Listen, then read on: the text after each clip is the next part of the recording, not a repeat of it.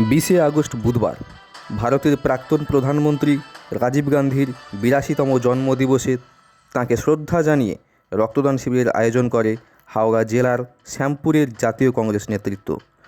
সোঁসাটি বাজার সংলগ্ন বিশ্বদীপা ম্যারেজ হলে আজ প্রবল বর্ষণ উপেক্ষা করে 24 জন রক্তদাতা স্বেচ্ছায় রক্তদান করেন।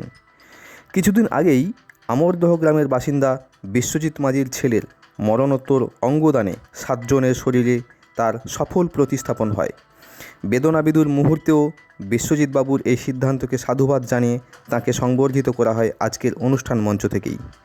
উপস্থিত ছিলেন হাওড়া জেলা জাতীয় কংগ্রেসের প্রবীণ নেতা অসিত মিত্র, জেলা কংগ্রেস সভাপতি পলাশ ভান্ডারী, শ্যামপুর কংগ্রেসের পরিচিত মুখ আতিয়া রহমান সহ স্থানীয় নেতাকর্মীবৃন্দ।